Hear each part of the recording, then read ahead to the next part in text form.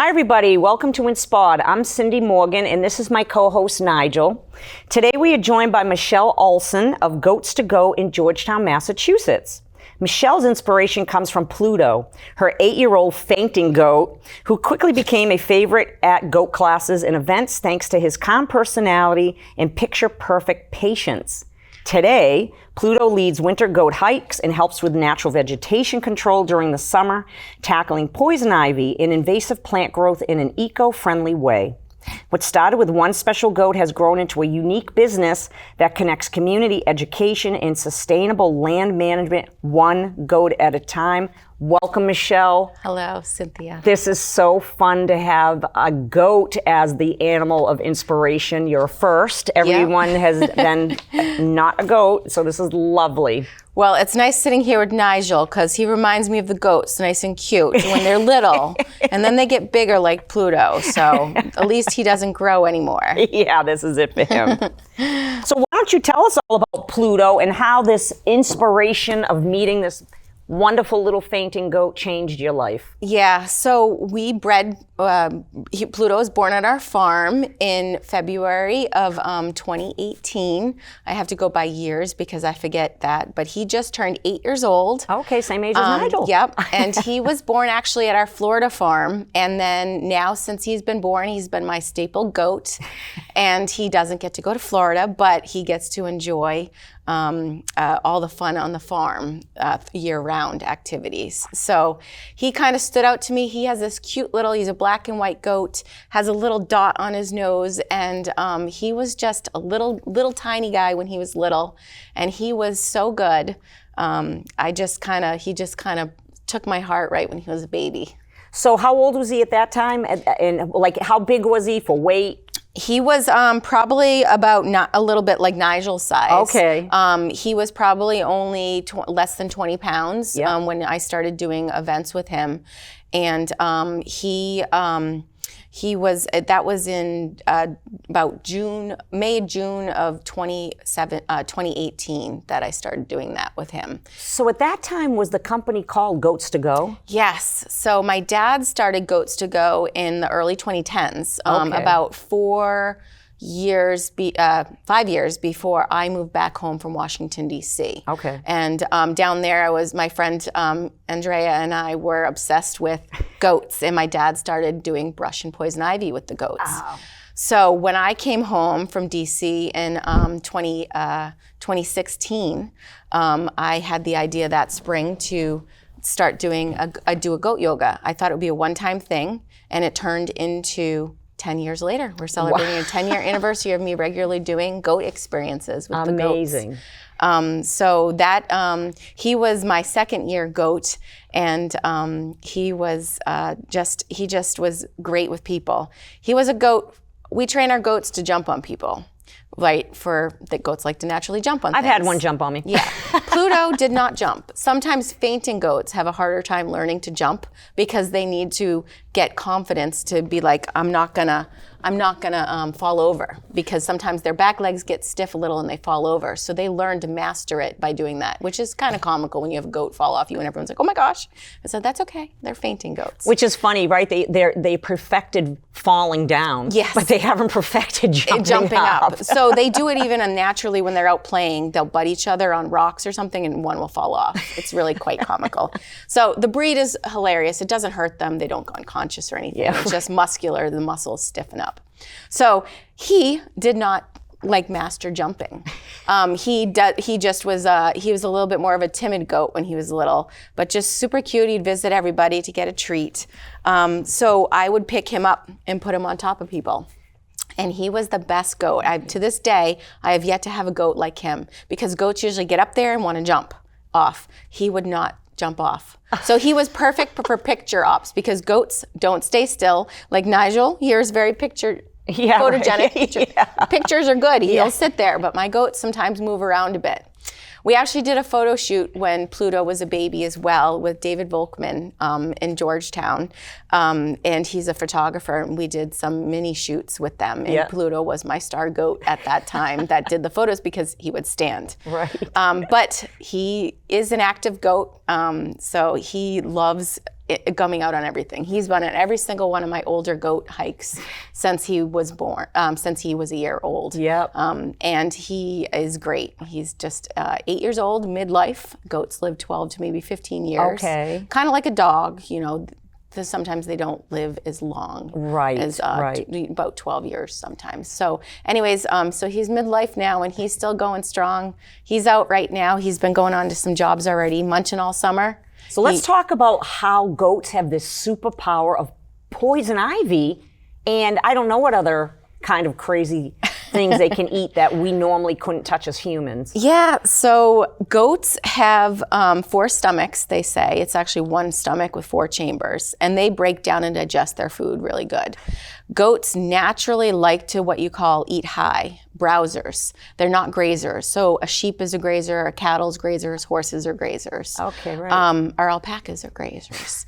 But goats are browsers. They like to eat the stuff that other animals don't really eat. We've rotated crops along our farm in Georgetown, and the goats go right for all the poison ivy that's up trees, along stone walls, and the harder to reach. I say that they like to make things more challenging, a little bit more entertaining than just flat grass to eat. So they go out all summer and they can eat it because their body digests it really good. Isn't that amazing? Goats are great for grazing as well as sheep.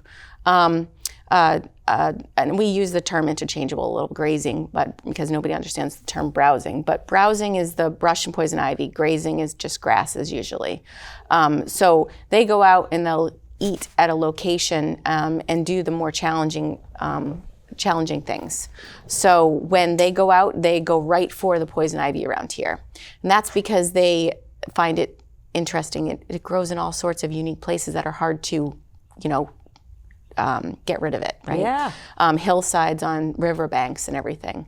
So they'll go right for it, and that's because they naturally adapt their stomachs and their digestive system to eat vegetation. So they help with fire control out west and around here too.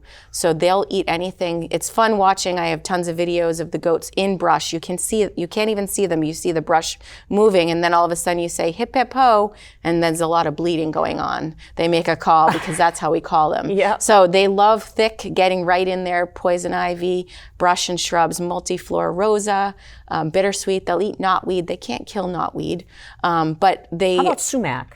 And they'll eat sumac as well. Sumac is about the same thing as poison ivy, kind of. It's a shrub. Yep. They will eat ground cover too, but they'll prefer the shrubs.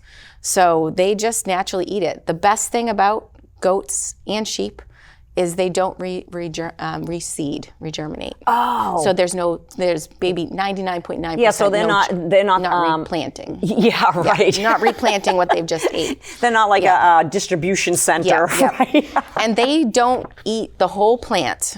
You don't want them to eat the whole plant because the photosynthesis process, they'll starve the plant of surviving, and it usually takes a little bit of treatments. But we have property at our house that was unusable when we first bought it 20 years ago. Wow. That has it grows back onesie twosies if you don't manage it. But with the animals, we manage it, and it naturally goes away. So you can get in there and do work and make your backyard or something more friendly. Right. So we've done the Braille Trail before in Boston, Cambridge technically, and we've done Danvers Dog Park. We've done Georgetown Dog Park. I had a person calling me, "Why can't I get in there with my dogs?" And I said, "Well, we're just going to be there for a couple days to make it more so you don't get poison ivy on you when your dog brings it back." So how many goats go out as a team when somebody hires you? It depends on how much square footage they got to cover? Exactly. We have a lot of goats, over 150 goats. So that's, we ramp up and ramp down depending on, you lose some, some we sell to other people that want them for pets. And so it depends on the job. We go and custom look at everything. There are some species of plants that are poisonous to them that we want to make sure they won't eat rhododendron if there's other things to eat. But if it's the last thing to eat that's green, they will eat it. And it's not good for them. And it's not good for them. So we go and check out what we need for setup. Most important thing is keeping the animals contained where they're going to be eating the right things that people want, not their roses and their flowers, which they will eat everything. So we go and custom look at everything, and the average backyard job is about 10 goats. Okay. And they'll be there, they'll work all day, night, they take a vegetation and they sit down and chew their cud, which means they regurgitate their food, get a little bit more nutrition out of it, and they just go into like a zen kind of, they can do it standing up or laying down, go into a zen state of just chewing their cud. So they'll go for a few days to a week, depending on the job that they're at. And they love it. So Pluto's out there. I get videos of all the jobs, and he's one of the best leaders. The lead one, huh? Yeah, he's one of the lead ones. Jamie loves him too, that works with him, because he guides everybody. That's why he's my head goat for goat hiking too. That is fascinating. Yeah. You know, my second question, I think we kind of covered that, is what moment made you realize your pet had sparked something bigger? Is there anything particular that comes to mind when you hear that? I think just all the smiles over the years and all the pictures I look back at, and he just has touched everybody. And I just love that goat. Like I can take him anywhere, and goats like to be together, but Pluto will follow me anywhere. And he's good because leader of the pack. We have a new goat that's Victor, his name is. He went on a lot of the goat hikes, and Victor was kind of teamed up with Pluto. I could tell he was like big brother to him all year, all winter long. And Victor was kind of learning the ropes, like, what am I doing right now with this goat hike? And he went alongside Pluto. Of course, Pluto butted him a few times, because that's what goats do. Get out of my way, kind of get out of here, kid. But so he's just a very sweet goat.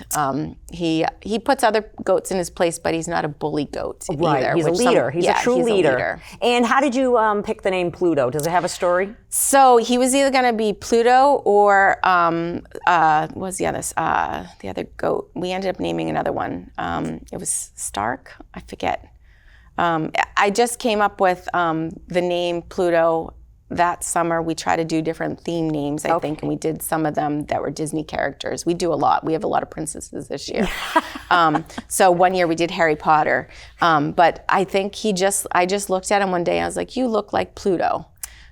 So that's how I love it. Came up with it. And like I said, he just has this cute little face. And as goats get bigger for when they grow too, their markings on their face and things, their markings on their bodies change. But he has this little dot that was huge when he was a baby, right on his nose, a little black dot, and he had a white the rest of it.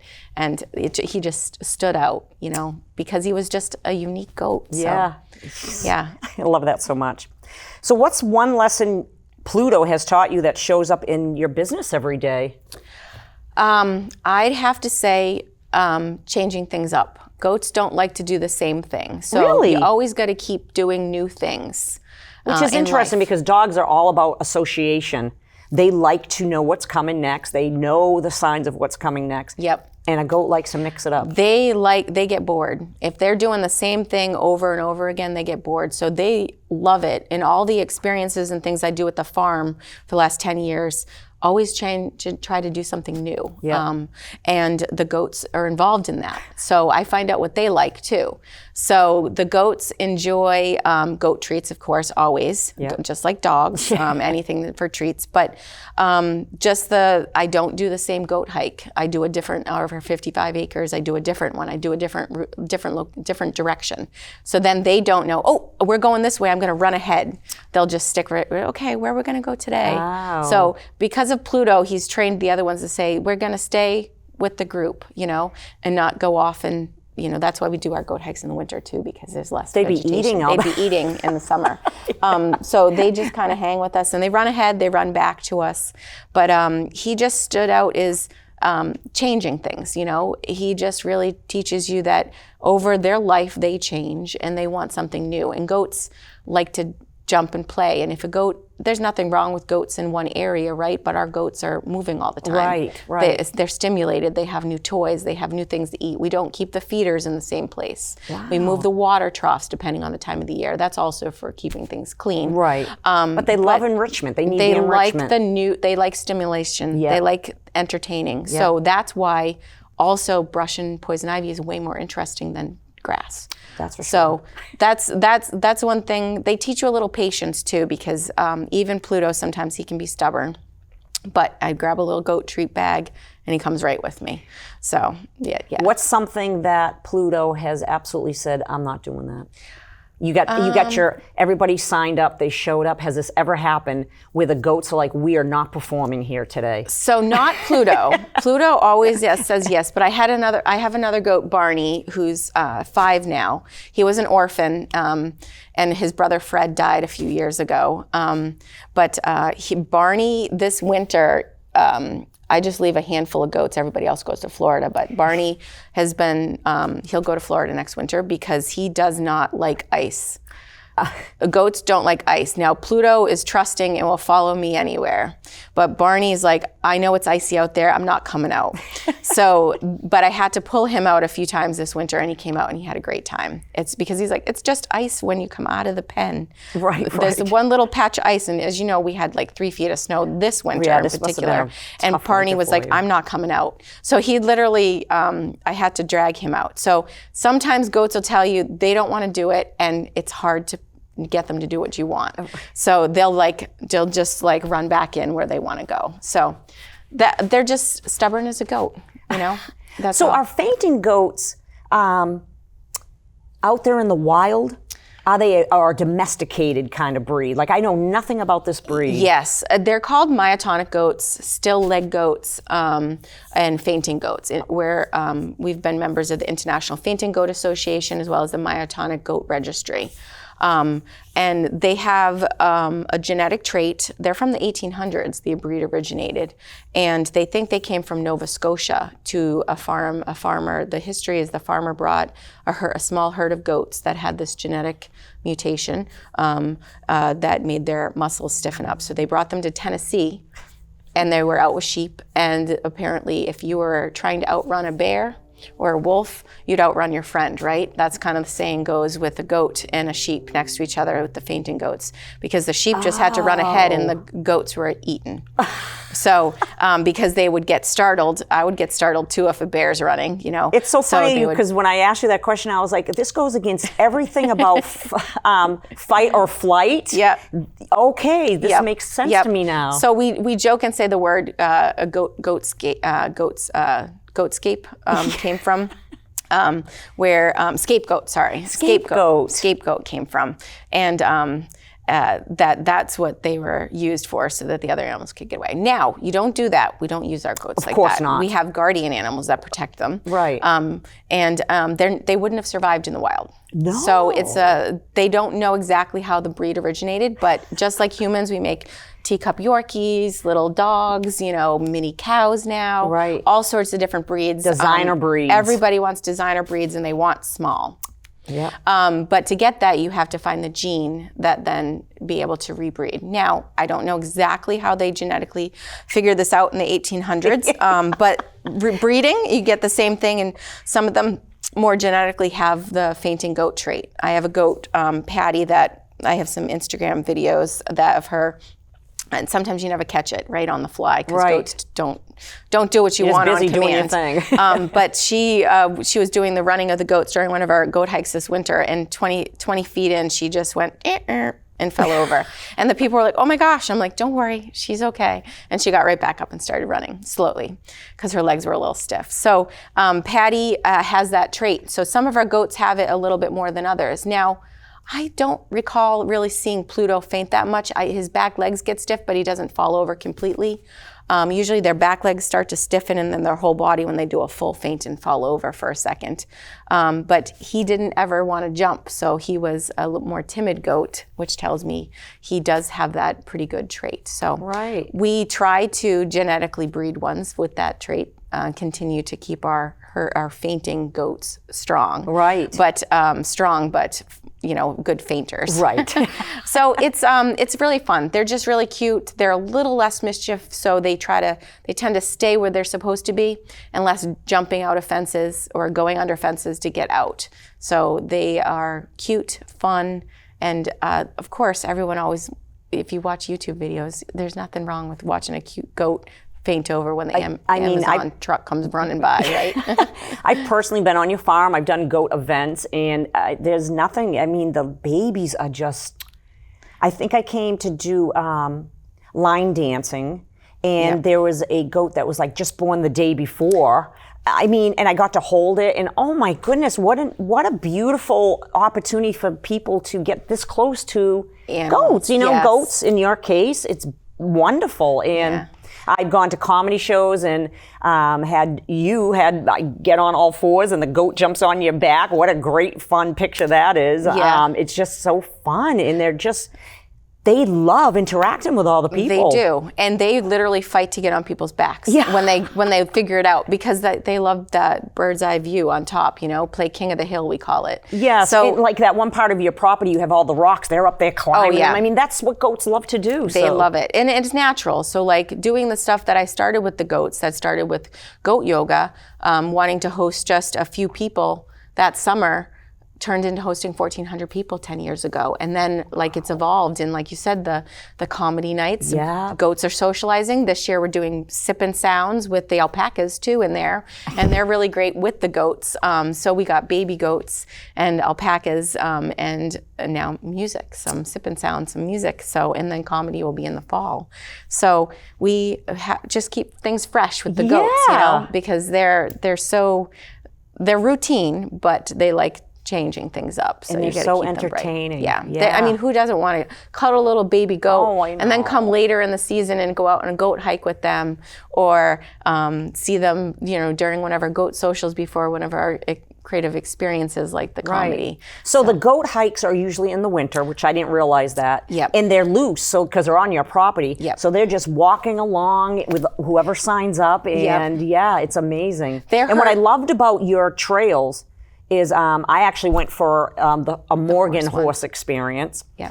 And the trails, what I loved about them, I had no idea, they're all wide, clean.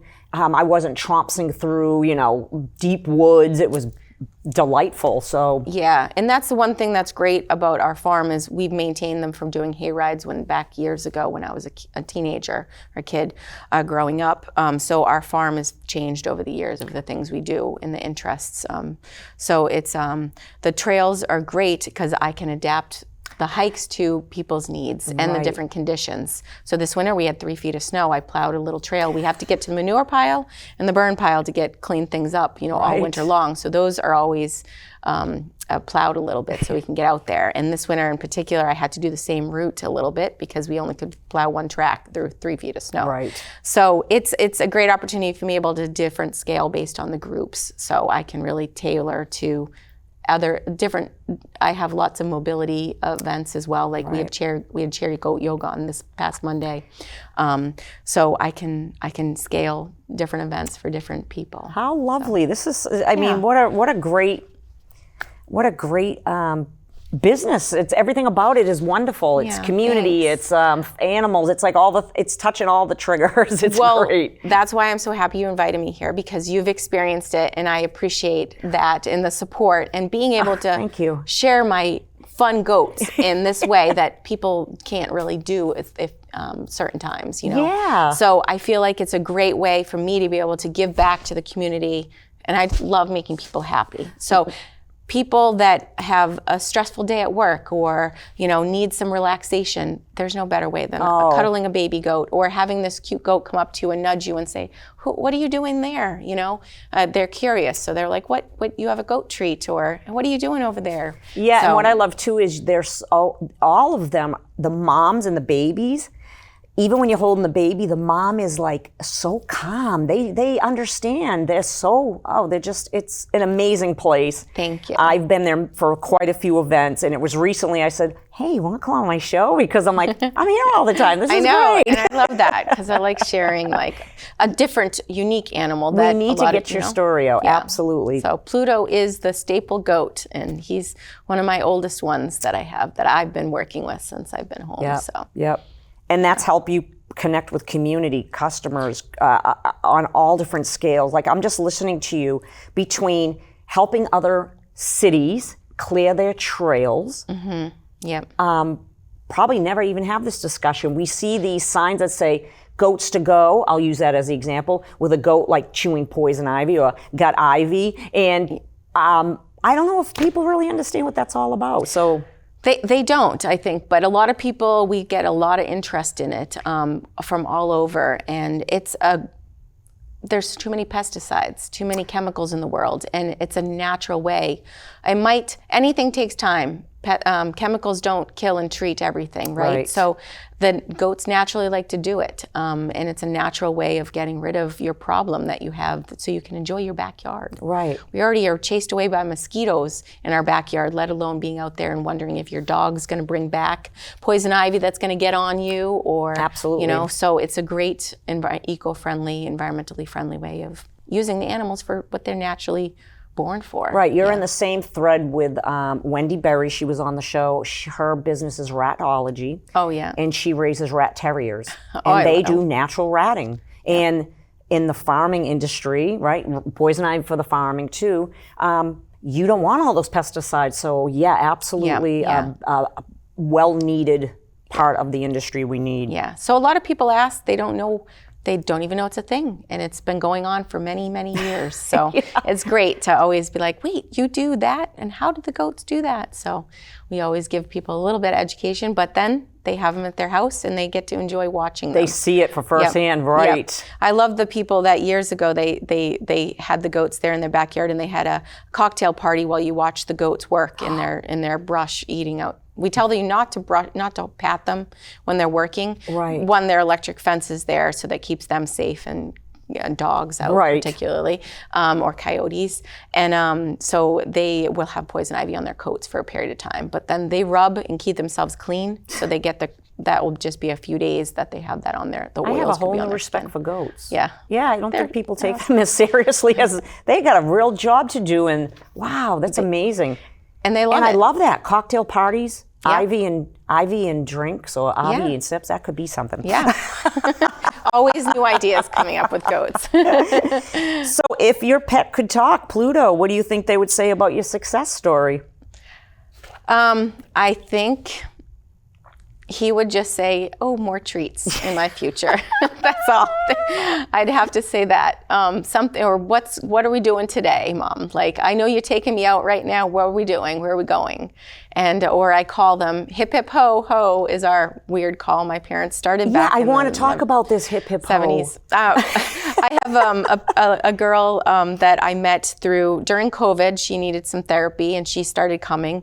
Some therapists actually recommend people to come or come with their therapist to our events. And she wanted to volunteer and come and start to help with the animals. And I told her she somehow was telling people like hip, hip, ho, the history of it. And I said, well, not everybody does that. And she's like, I didn't know that. If I went to another goat farm, I would have been like, hip, hip, ho, ho, calling the goats. And I'm like, nope, it's just our animals. But we used to train them that way on our farm, so you don't have to go chasing at animals on your 30 acres to bring them in for food in the evening. So my parents came up with hip, hip, ho, and that's how all of our animals. Now, Nigel, and most animals, dogs know their names. Right. But when you have a big group of animals like herds together, you're not saying all their names. You're not saying their individual names, together. So that's how we came up with it. And it's kind of fun, Jonathan Knight with New Kids on the Block, we were on that, and we did a little thing for his Farmhouse Fixer show, hip, hip, hooray, really? ho. You were on that show? Yeah, we were on that one a few years ago. How amazing fun is that? Yeah, and they have some of our goats over in Essex, 3 of them. So they come and buy hay from us still. I love that. Sometimes I get to see them, but the hip, hip, ho, It's stuck. hip, hip, hooray, that was an opening. So everyone's always fascinated. So I told Amanda, you can call hip, hip, ho when you go to another farm with goats, but nobody might not show up. They might not show up. So I have a bonus question, spill the treats. What's one fun, quirky, or surprising thing about your pet or your journey together that you normally probably don't disclose? So, good things or bad things? Whatever you're willing to spill the treats about. Well, I've heard dogs that spoon, that the dog probably didn't want everybody knowing. Yeah. So we always like to say at the events, a lot of people don't realize animals poop and pee. So the dark side of it is goats need to have clean everything. They need clean, dry, warm, or cool in the spring. They need things clean. Yep. because they like to keep themselves clean. They don't like to get wet. They're a very clean animal. So if you want my goats to go swimming, they're not going to go swimming. But I did have a little baby that came home from Florida this spring, and they unloaded them from the trailer, and I looked down back, and there's a pool back there, a vernal pool. And a vernal pool is a pool that dries up after the spring's over. Yes. And I looked down, and there was a little goat. Well, he didn't realize what water was, I think, and he jumped right in. And I got a video of it, luckily, because goats you don't see swimming. They don't like to get wet. They want themselves, but they clean themselves by scrubbing up against a tree, up against fence lines. So your goats, if you want to take them swimming, like how hot it is outside, they're not going to want to go with you. Swimming. So, yep. So even if you had a kiddie pool, would they go to it and drink from it? Oh yeah, they'd love to drink it. But they won't put their hooves in it. Yeah. They don't like to get wet. So we did years ago, and Pluto was on that job, I think, too. Revere. There was 2 high towers, and the city of Revere hired us to get rid of Phragmites. Yep. Phragmites is a wetland plant, and it dries out in the summer and becomes a big fire hazard. Oh. And lush Phragmites is a fire hazard if somebody threw out a cigarette, and they were worried about the fires for the 2 big condos or condos that were there. So the goats went in. We did it very early spring when things are still green. Yep. And we had to do little land planks to get them to go to one place to the other, because it was Phragmites in wetlands, so the ground is wet. Oh, okay. So they would walk across the little bridges we set up for them so that they eat it. And that was a successful job. That's But awesome. most Phragmites is kind of like too wet already for the animals to get in there. But the way that their Phragmites was there, we had enough land bridges. The goats went over and ate everything, and they did a great job there. That's amazing. You're always learning something new, you know. People ask, do they eat this? And well, we'll try it out. So we did that, and that was a very successful job. And they'll just do what's dry. So if you have stuff that's, that they have to get their hooves wet, they're going to be on the rocks in the morning, because they don't want to get their feet wet on the grass that's got dew. They're kind of like a little diva. I like that. Yes, yeah. What would be the one delicacy for them that they like a dandelion? Would that be like, wow, this is like so yummy, they love them? Like, what is their thing that's such a special treat for them? That's wild. So around here, just like they say the term, if you've heard it, kudzu's taking over the south. Yes. Poison ivy is everywhere. It's rapid around here, right, because you just can't get in there and rip it out. Right. So that's their favorite thing. That is their poison favorite ivy. thing? Poison ivy. And their favorite one is up trees or in along stone walls, which they're great at, because you can't weed whack a stone wall. No. We've been to beautiful gardens, and the whole stone wall around the gardens is poison ivy. And obviously they want to keep it more environmentally friendly. They brought us in, we fenced off the areas so that they would just not eat their beautiful flowers. Just focus on those but rocks. Focus on the rocks and the areas. And I have before and after pictures of it completely. You couldn't even see the stones. Like stripped right back down to the stone. We did the West Parish Church cemetery maybe 5 years ago now. We did a few times. We did twice one year, maybe one another year. A few times we were there, and they unearthed grave sites that they never knew existed. They were slavery grave sites that they didn't even know were there. Just from the goats getting in there and knocking all down the ground cover. That it grows fast. So poison ivy. The goats can make it so it's not as lush, and make it so it doesn't even grow back after a few times of them eating it too. But imagine that. So think about that. If they went in there with tools and weed whackers, they could have damaged these historical markers, correct, right? Yep. Gravestones.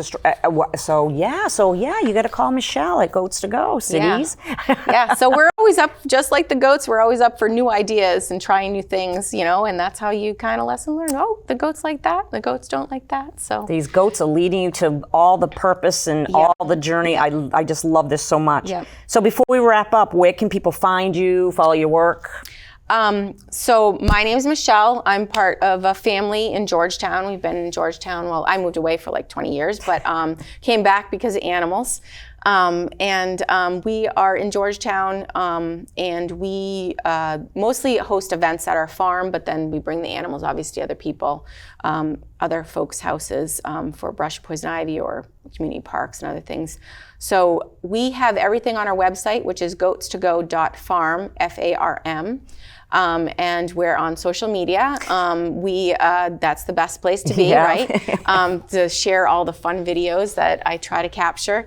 I did a thing in the winter, which was really hard trying to do that on Facebook Live, and I put it on the YouTube video. So we are on YouTube, TikTok, Instagram, and Facebook. And at Facebook, we're just goats2 that are 2 G-O, but you can still Goats to Go is T-O-G-O. Goatstogo.farm on Instagram, TikTok, all of them that I have for social media, and that's all on our website. You can find us. But most of our pictures and stuff are through Facebook. It's just easier to post there. Awesome. So, yeah. Awesome. Well, so we try thank to get out there and share all the fun events we have going on. Yeah, I love that. Well, thank you for joining us and sharing your story. I mean, these goats they're the rock stars. They need to be applauded. They are doing the hardest work. And we thank Nigel, because I know he started all your excitement, all the things that you do to bring people together. Yes. Like me. So I really appreciate you bringing me. You. It means a lot to me. Thank you, Michelle. And sharing my cute goats. Yes, your goats are with adorable. Nigel and you. Michelle and her family, they're the nicest people. So thank you so much for coming on. And a special thank you to HC Media for providing the studio space and supporting community storytelling. And follow insPAWed. We're on YouTube, Instagram, Facebook, Spotify, and Apple Podcasts. This episode will be out there. Be sure to stay tuned and watch it. If these stories inspire you to share your own, please consider applying to be interviewed. Information about being a guest can be found on my platforms. So thank you for supporting these stories. And I'll leave you with this question. How have you been insPAWed? Thank you.